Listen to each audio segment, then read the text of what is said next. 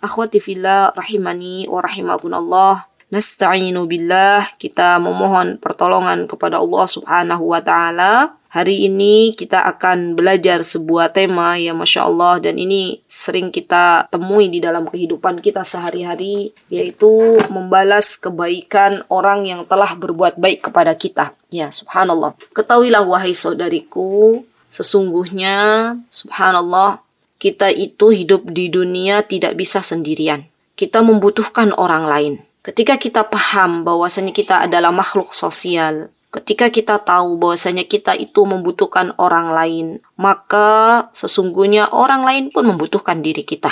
Dan disitulah Allah Azza wa Jalla telah memerintahkan untuk kita semuanya di dalam Al-Quranul Karim, A'udzubillahi minasyaitonirrajim, wasta'inu, dan hendaklah kalian tolong menolong dalam kebaikan. Subhanallah. Ini ya teman-teman, Allah Azza wa Jalla telah berfirman di dalam Al-Quran ini untuk kebaikan kita semuanya, ya Masya Allah. Dan ketika kita semuanya teman-teman berada di dunia ini, kemudian ada yang berbuat baik kepada kita, maka hendaklah kita tahu diri, ya. Hendaklah kita menginginkan untuk membalas kebaikan yang telah orang lain berikan kepada kita. Termasuk subhanallah di dalamnya adalah bersyukur kepada Allah Subhanahu wa taala, karena kebaikan Allah itu begitu luar biasa teman-teman. Subhanallah, kita tahu bahwasanya kita itu membutuhkan orang lain, ya subhanallah. Dan ketika ada seseorang yang berbuat baik kepada kita, dan pastinya subhanallah yang pertama kali harus kita awali untuk bisa berterima kasih adalah bersyukur kepada Allah Subhanahu wa taala terlebih dahulu. Ini kaidahnya, ya Masya Allah. Jadi kalau misalnya ada orang yang dia tidak bisa bersyukur kepada Allah Subhanahu wa taala, maka biasanya dia tidak tahu berterima kasih kepada manusia. Dan sebaliknya, Rasulullah SAW mengatakan, la yashkurullah man la yashkurun nas. Tidak bersyukur kepada Allah orang yang tidak berterima kasih kepada manusia. Ini melekat ya di dalam dua ayat ini, Masya Allah, dalam dua kaidah ini, bahwasanya ternyata kita itu hendaklah tahu diri, benar-benar bersyukur kepada Allah atas kebaikan yang Allah berikan kepada kita. Dan subhanallah, kalau kita benar-benar tahu kebaikan-kebaikan Allah kepada kita, maka kita senantiasa menjadi hamba Allah yang bersyukur apapun keadaannya. Dengan kebaikan yang Allah berikan kepada kita, maka disitulah kesempatan kita untuk menambah amal solih kita. Subhanallah, banyak orang-orang yang dia tidak bersyukur kepada Allah Subhanahu wa ta'ala, mencari sesuatu yang tidak ada. Padahal jelas nikmat Allah begitu banyak kepada diri kita masing-masing. Subhanallah, bahkan andaikan misalnya seseorang itu menghitung-hitung nikmat Allah, maka tidak ada yang bisa menghitung nikmat Allah. Subhanallah, Allah mengingatkan kepada kita dalam surah Ibrahim. Kata Allah Subhanahu wa taala, "Wa ataakum min kulli ma sa'altumuh, wa in ta'uddu ni'matallahi la tuhsuha, innal insana ladzalumun kafar." Dan jika engkau menghitung nikmat Allah, tidaklah bisa engkau menghitungnya, karena sesungguhnya manusia itu adalah sangat zalim dan sangat mengingkari nikmat Allah Subhanahu wa ta'ala. Ya, Masya Allah. Nah, ketika kita diberikan rizki oleh Allah Subhanahu wa ta'ala, ketika kita diberikan nikmat oleh Allah Subhanahu wa ta'ala, maka sudah seharusnya kita itu bersyukur kepada Allah Azza wa Jalla. Dan yang namanya hakikat syukur itu, sebagaimana dijelaskan oleh Imam Ibnul Qayyim, adalah dibangun atas 5 kaidah. Ya, ini kita bersyukur dulu kepada Allah. Yang pertama, teman-teman, bersyukur kepada zat yang memberikan nikmat, yaitu kepada Allah Subhanahu wa taala. Yang kedua adalah mencintai Allah Azza wa Jalla sebagai tanda rasa syukur kita. Yang ketiga, mengakui nikmat yang telah Allah karuniakan kepada kita. Yang keempat, memuji Allah Subhanahu wa taala, dan yang kelima, tidak menggunakan nikmat tersebut pada perkara yang Allah benci. Masya Allah. Banyak di antara kita itu yang lupa ya dengan kebaikan-kebaikan Allah kepada kita semuanya. Banyak di antara kita yang akhirnya belum bisa menjadi teladan yang baik untuk anak-anak kita dalam rangka bersyukur kepada Allah Azza wa Jalla. Subhanallah, hati-hati ibu-ibu ya. ketika lisan-lisan ini di hadapan anak-anak kita terus mengeluh, maka anak-anak kita belajar dari kita sesuatu yang tidak baik. Subhanallah. Justru terkadang fitrah anak-anak itu mereka berbelok fitrahnya karena diri kita sebagai orang tuanya. Maka yuk kita menjadi teladan yang baik, terutama untuk anak-anak kita, mampu untuk mensyukuri nikmat Allah Subhanahu wa taala dengan pemberian Allah Azza wa Jalla. Kemudian yang kedua, jadi membalas kebaikan Allah Azza wa Jalla itu dengan bersyukur. Yang kedua, teman-teman, siapa yang semestinya kita balas kebaikan? Sebelum kita membalas kebaikan orang lain, maka yang perlu kita balas kebaikannya, ya Allah, ini adalah orang tua kita. Ya subhanallah. Dan subhanallah, kita tahu ya, Masya Allah, yang namanya orang tua, jasa mereka itu kepada kita tidak bisa kita balas dengan apapun. Maka minimal jadilah kita semuanya anak-anak yang bisa berbakti kepada mereka. Membalas kebaikan mereka adalah sebuah perintah dari Allah Subhanahu wa taala. Bukankah Allah Subhanahu wa taala, ya akhwat, telah menggambarkan bagaimana kebaikan orang tua kita di masa mereka mengandung kita semuanya. Allah Azza wa Jalla berfirman, kalau kita lihat dalam surah Luqman, wa wassaynal insana biwalidayhi hamalathu ummuhu wahnan ala wahn wa fisaluhu fi 'amain anishkur li wa liwalidayka ilayyal masir. Kata Allah Subhanahu wa taala, dan kami perintahkan kepada manusia, kepada kita semuanya untuk berbuat baik kepada kedua orang tuanya, kepada ibu bapaknya. Ibunya yang telah mengandungnya dalam keadaan lemah dan bertambah-tambah, menyapihnya, menyusuinya dalam keadaan 2 tahun. Maka kata Allah Subhanahu wa taala, bersyukurlah kepadaku dan kepada kedua orang tuamu. Lihat, siapa yang memerintahkan untuk kita membalas kebaikan kedua orang tua kita? Allah Azza wa Jalla. Ya subhanallah. Dan Syekh Sa'di rahimahullah di dalam tafsir beliau telah menjelaskan, ya akhwat, bahwasanya yang namanya bersyukur atau berterima kasih, membalas kebaikan kedua orang tua itu adalah dengan berbuat baik kepada keduanya. Baik dalam bentuk ucapan kita, baik dalam bentuk perilaku kita, baik dengan kita memuliakannya, baik dengan kita mendoakannya. Subhanallah, itu adalah bentuk dari birrul walidainnya kita kepada kedua orang tua kita. Dan subhanallah, membalas kebaikan kedua orang tua itu tidak cukup ketika mereka masih ada di dunia. Sampai ketika mereka berpisah sejenak dengan kita, sudah beda alam, mereka berada di alam barzakh, kita berada di alam dunia, itu tetap kita ingin membalas kebaikan-kebaikan mereka. Bisa kita mendoakan orang tua kita yang sudah meninggal dunia, bisa kita menghajikan mereka apabila kita sudah berhaji dan orang tua kita belum berhaji, bisa kita bersedekah atas nama orang tua kita, itu bisa kita lakukan. Dan bisa juga kita lanjutkan kebaikan-kebaikan orang tua kita yang dulu pernah diberikan kepada kita. Sungguh, sahabatku, orang tua kita yang saat ini sudah meninggal dunia, mereka sangat-sangat mengharapkan doa dari anak-anak yang salih. Dan apabila kita ingin anak-anak kita kelak berbuat baik kepada kita, baik kita masih ada di dunia maupun kita sudah meninggal kelak, maka jadilah diri kita orang-orang yang berbuat baik kepada orang tua kita. Karena subhanallah, al-jaza'u min jinsil amal. Sesungguhnya apa yang kita tanam itu akan kita panen. Dan anak-anak bisa paham ketika kita berbuat baik kepada orang tua kita. Mereka akan Allah jadikan salih dan salihah. Mereka akan Allah jadikan sebagai anak-anak yang salih, yang tahu bakti kepada kedua orang tuanya. Jangan pernah menyesal ketika ada kedua orang tua yang mana dulu ketika orang tuanya masih hidup, kakek neneknya masih hidup, dia nggak tahu yang namanya birrul walidain. Dan anaknya Ya, setelah besar, tidak tahu yang namanya berbakti kepadanya. Subhanallah. Dan ini ya akhwat, yang harus kita renungkan bersama-sama. Jadi sebenarnya Masya Allah, ternyata apa yang kita lakukan itu kembali kepada diri kita masing-masing. Ya Masya Allah. Jadi nggak ada ruginya ya ketika kita berbakti kepada kedua orang tua kita. Karena sesungguhnya semuanya akan kembali kepada diri kita masing-masing. Baik, kemudian yang selanjutnya ya akhwat, siapa yang perlu kita balas orang-orang yang telah berbuat baik kepada kita? Ya. Yang ketiga adalah suami kita. Ya subhanallah. Di sini ya akhwat, yang perlu kita renungi bersama. Kita sebagai istri pastinya merasakan banyak sekali kebaikan suami kita kepada kita.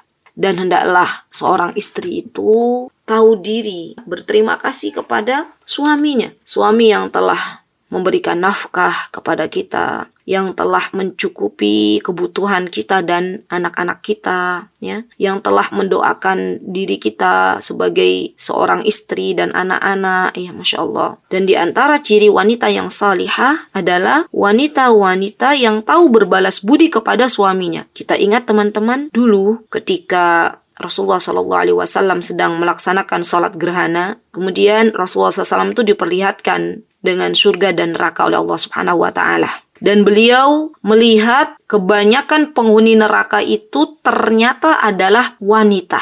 Maka Rasulullah SAW memerintahkan kepada para sahabiyah yang kala itu ikut salat, kata beliau, "Ya ma'syaron nisa, tasaddaqna wa akthirna minal istighfar, fa inni ra'aitukunna aktsara ahlin nar." Wahai para wanita, bersedekahlah dan perbanyak istighfar, meminta ampunan kepada Allah. Sebab aku melihat kalian adalah mayoritas penghuni neraka. Dan para sahabat ada dalam riwayat lain bertanya kepada Rasulullah SAW, "Ya Rasulullah, mereka para wanita itu kenapa banyak menjadi penghuni-penghuni neraka? Apa penyebab mereka itu banyak menghuni nerakanya Allah Subhanahu wa Ta'ala? Apakah mereka tidak beriman kepada Allah dan Rasulnya?" Kata Rasulullah SAW, mereka beriman kepada Allah dan Rasulnya. Hanya banyak di kalangan para istri itu yang akhirnya mengingkari kebaikan suaminya. Ya, subhanallah. Tidak tahu balas budi, tidak mau berterima kasih, tidak mengatakan jazakallahu khair kepada suaminya. Ya Masya Allah. Yang ada, kata Rasulullah SAW, wahai para sahabat, engkau akan mendapati para wanita di mana engkau telah berbuat baik sepanjang waktu. Kemudian kalian berbuat sesuatu yang tidak mengenakan kepada mereka. Dan mereka akan mengatakan, sesungguhnya kalian wahai para laki-laki, kata para istrinya ya, belum pernah berbuat baik sedikit pun kepada kami. Subhanallah, jangan sampai ya akhwat terlontar kata-kata yang demikian. Karena itu adalah kata-kata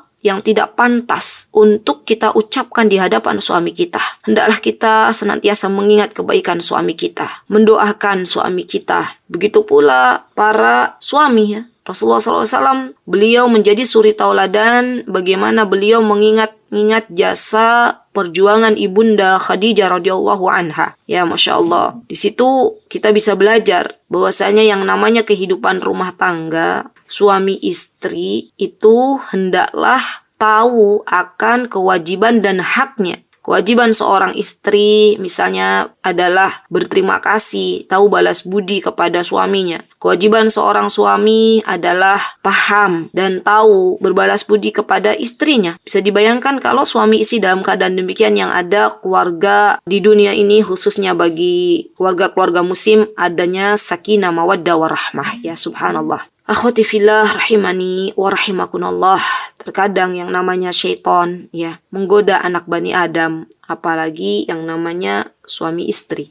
Itu biasanya ya teman-teman, yang namanya syaitan itu dia akan terus bagaimana caranya suami istri ini akhirnya cerai ya. Kalau terjadi sebuah problem di dalam rumah tangga, maka yuk jangan sampai terlarut begitu panjang. Selesaikan cepat. Karena kalau sampai masalah itu berlarut-larut, setan akan masuk. Yang ada, suami tidak bisa lagi melihat kebaikan-kebaikan istrinya. Dilihatnya kebaikan yang dilakukan oleh istrinya itu semuanya salah. Begitu pula seorang istri, ketika sudah ada hati yang sangat luar biasa benci kepada suaminya, kebaikan suaminya tidak bisa terlihatnya. Subhanallah. Dan ini yang harus kita bereskan bersama-sama ya ketika kita mengetahui ada sesuatu yang tidak baik dalam kehidupan rumah tangga seorang muslim ya, Masya Allah. Bukan malah kita menjadi kompor untuk kehidupan seorang muslim yang sedang tidak baik. Kita katakan masalahnya di mana, tahu, kembalikan lagi ke jalan yang Allah ridhoi. Kalau bisa ya jangan sampai bercerai kalau memang misalnya masalah itu bisa diselesaikan dengan cara yang baik. Karena subhanallah yang namanya perceraian itu adalah langkah yang terakhir.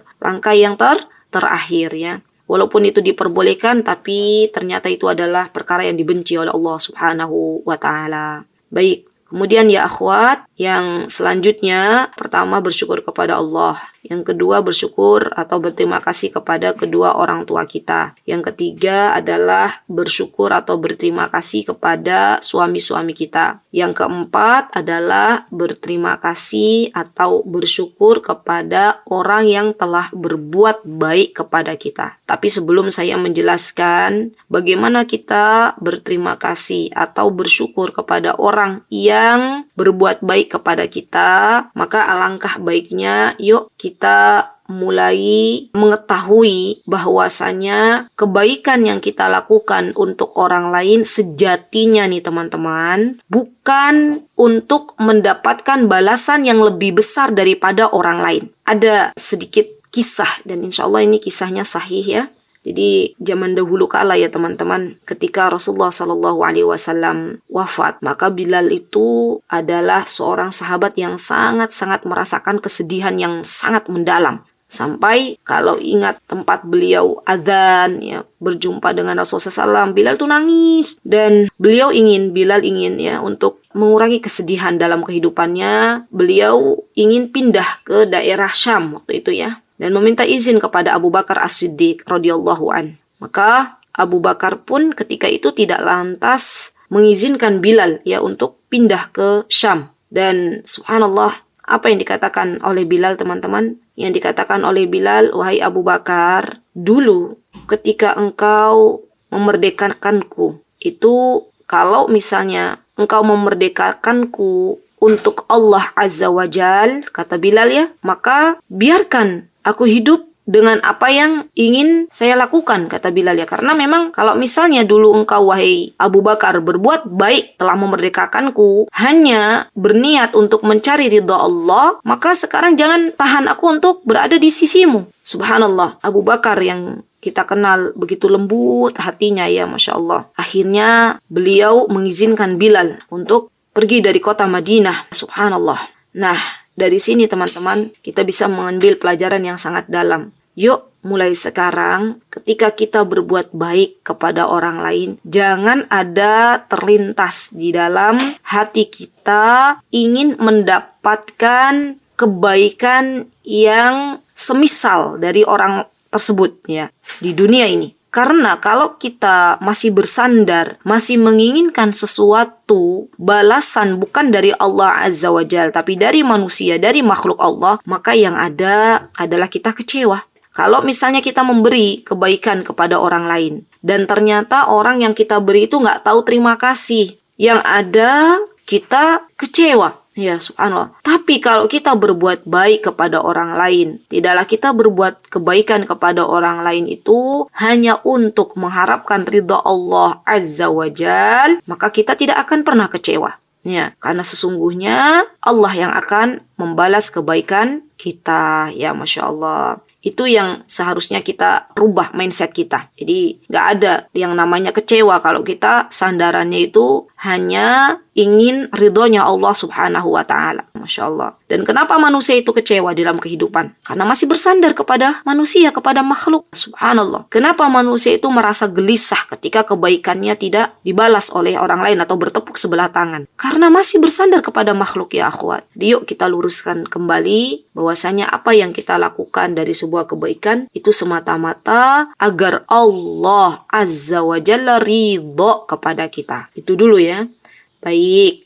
Kemudian, jika orang lain berbuat baik kepada kita. Nah, ini gantian ya. Kalau kita berbuat baik kepada orang lain, jangan harap orang lain membalas kebaikan kita. Tapi kalau orang lain berbuat baik kepada kita, maka hendaklah kita membalasnya. Rasulullah SAW pernah beliau bersabda, kata beliau ini ada di dalam kitab Adabul Mufrad. Coba dilihat teman-teman yang punya Sahih Adabul Mufrad. Alhamdulillah di Yogyakarta, Ummahat Yogyakarta belajar ini hari Kamis ya. Belajar Sahih Adabul Mufrad itu bagus banget kitabnya, kitab adab ya. Adab-adab bagaimana kita harus beradab. Rasulullah SAW mengatakan, "Man suni'a ilaihi ma'ruf falyajzih." Barang siapa yang diperlakukan dengan baik oleh seseorang. Kalau ada orang lain berbuat baik nih kepada kita, memberikan hadiah kepada kita misalnya, atau misalnya dengan tenaganya dia berbuat baik kepada kita, maka hendaklah falyajzi, kita membalasnya. Fa in lam yajid ma yajzihi falyusni alaih. Apabila dia tidak mendapatkan sesuatu untuk membalasnya, kalau kita nggak tahu atau nggak punya untuk bisa membalas kebaikan orang lain, maka hendaklah, kata Rasulullah SAW, falyusni alaih, hendaklah kita memujinya.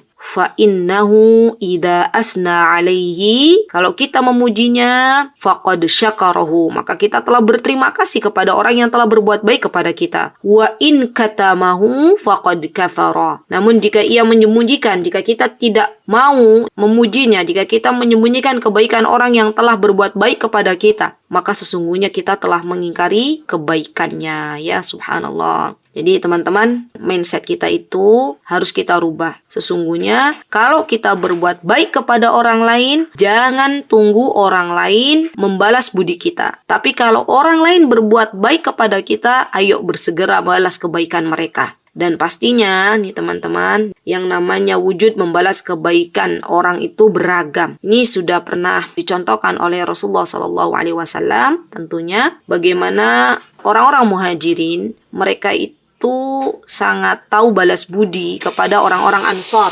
Orang-orang muhajirin, mereka ketika datang ke kota Yathrib banyak dibantu oleh orang-orang Ansor. Ya Masya Allah. Dan orang-orang Ansor seperti Jarir bin Abdullah, beliau terkenal dengan orang yang sangat-sangat berbuat baik kepada Anas bin Malik. Karena tahu Anas bin Malik adalah orang Ansor, jadi kalau ketemu dengan Anas bin Malik, Jarir itu ingin melayani beliau. Sampai-sampai waktu itu Anas gak enak sama Jarir ya, karena Jarir itu lebih sepuh usianya. Tapi ketika Jarir menjelaskan, wahai Anas, engkau adalah dari kalangan orang Ansor, ya, maka biarkan kami untuk membalas budi kebaikan orang-orang Ansor, ya. Masya Allah ya teman-teman. Dan disinilah letak kesolihan para sahabat radhiyallahu anhum jami'an. Mereka itu adalah orang-orang yang tahu berbalas budi, ya Masya Allah. Sebagaimana tadi teman-teman, ketika misalnya kita tahu bahwasanya yang namanya membalas budi kebaikan orang lain itu adalah sebuah bentuk syukur kita kepada Allah Subhanahu wa Ta'ala. Karena orang kalau nggak tahu berbuat baik kepada orang lain, berterima kasih kepada orang lain, artinya dia belum bersyukur kepada Allah Subhanahu wa Ta'ala. Maka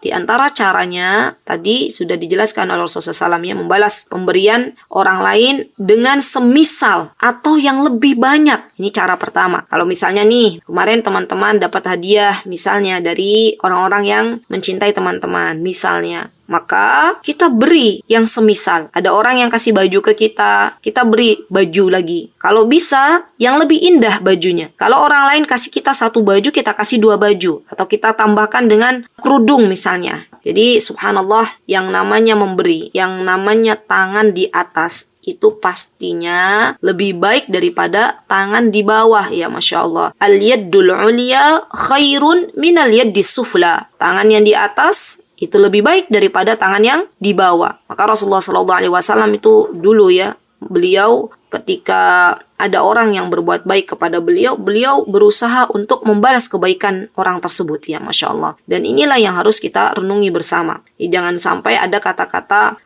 dia kan orang yang apa ya istilahnya. Jadi saya tuh pernah dengar begini loh teman-teman. Ada seseorang tuh yang mengatakan, gak usah kita berbuat baik kepada fulanah, karena dia itu sudah kaya raya. Namanya seperti garmin lautan katanya. Subhanallah. Wahai saudariku, sebagaimana kita senang ketika diberikan hadiah oleh orang lain, maka fulanah juga senang ketika diberikan hadiah oleh kita. Kalau kita bisa membalasnya, maka balaslah kebaikan fulanah itu dengan yang semisalnya atau yang lebih banyak. Ya, subhanallah. Kalau misalnya bagaimana Ustazah kalau kita nggak punya, memang kita misalnya nggak mampu untuk membalas kebaikan fulana. Cara yang kedua adalah memuji orang tersebut. Kalau nggak bisa juga, maka yang ketiga ini mengucapkan jazakallahu khaira. Nah, ini ada di dalam hadis Husnul Muslim, ad-du'a liman suna ilaika ma'rufa. Nah, ini ada di nomor 87. Hadis ini diriwayatkan oleh Usamah bin Zaid. Ya, Masya Allah, pas banget ya. Kemarin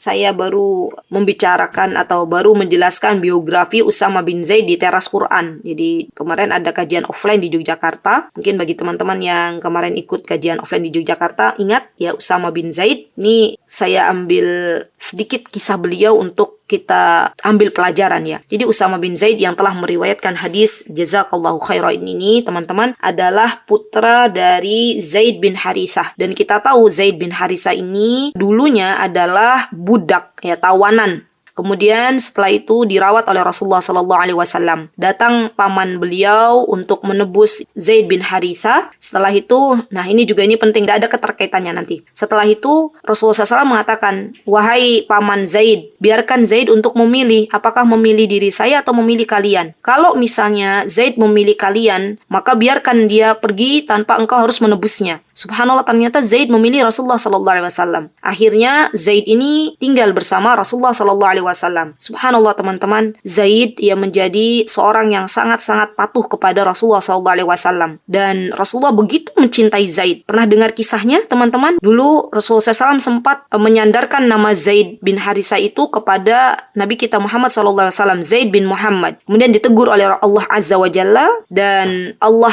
menegur Rasulullah SAW, kemudian Rasulullah SAW mengembalikan lagi nasabnya Zaid kepada ayah kandungnya yaitu Harithah. Rasulullah SAW tahu ya bagaimana kebaikan yang telah diberikan Zaid kepada Rasulullah SAW. Maka Rasulullah SAW pun membalas, ya ini ada keterkaitannya, kebaikan Zaid dengan menikahkan Zaid dengan Ummu Aiman. Ummu Aiman ini teman-teman, kalau teman-teman paham, tahu kisah Ummu Aiman itu adalah seorang wanita yang dulu mengasuh Rasulullah Sallallahu Alaihi Wasallam. Sepeninggal ibu beliau, ibunya Rasulullah SAW, maka waktu itu diasuh oleh Ummu Aiman. Ya Masya Allah. Dan subhanallah, Rasulullah pengen membalas kebaikan Ummu Aiman. Maka dinikahkanlah orang yang Rasulullah cintai yaitu Zaid dengan orang yang dicintai Rasulullah SAW yaitu Ummu Aiman. Menikahlah mereka, lahirlah Usamah bin Zaid. Ya Masya Allah. Dan subhanallah teman-teman, saya merinding ya ketika kemarin bercerita Usamah bin Zaid ini. Rasulullah itu tahu berbalas budi. Rasulullah paham bahwasanya ayahnya Usamah yaitu Zaid dan ibunya Usamah yaitu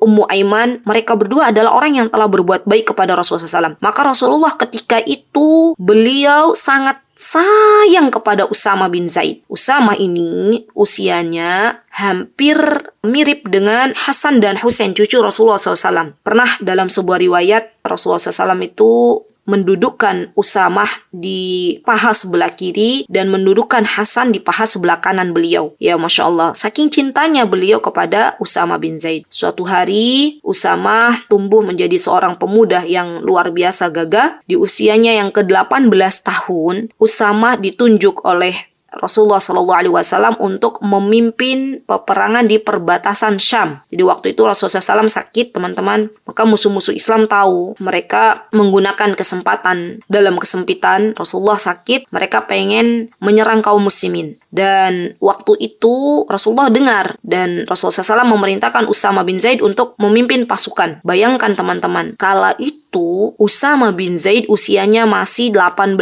tahun. Kalau kita bandingkan dengan anak-anak zaman sekarang, laki-laki. Kemarin saya tanya kepada ibu-ibu yang di kajian, Bu, 18 tahun anak-anak sekarang itu laki-laki itu bisa apa, Bu? Kata mereka, nongki ustazah di kafe-kafe. Masya Allah ya. Jadi sangat-sangat berbeda. Kalau dulu Usamah sudah memimpin sebuah peperangan, kalau sekarang anak muda 18 tahun masih bisanya nongki-nongki di kafe. Nah teman-teman, ketika itu Rasulullah mengangkat Usamah bin Zaid untuk menjadi pemimpin perang ya. Dan para sahabat ada yang mereka enggan untuk ikut dalam barisannya Usamah bin Zaid. Rasulullah SAW ketika mendengar ada beberapa sahabat yang tidak mau ikut dalam barisan Usamah bin Zaid, lantas Rasulullah SAW itu naik ke atas mimbar teman-teman dan berkata kepada para sahabat, kalian sudah mengetahui bahwasanya kata Rasulullah SAW ya Usamah ini adalah putranya Zaid. Dan kalau kalian tahu bagaimana hebatnya Zaid dalam memimpin sebuah peperangan, maka niscaya kalian akan mengikuti Usamah. Dan kata Rasulullah SAW ya,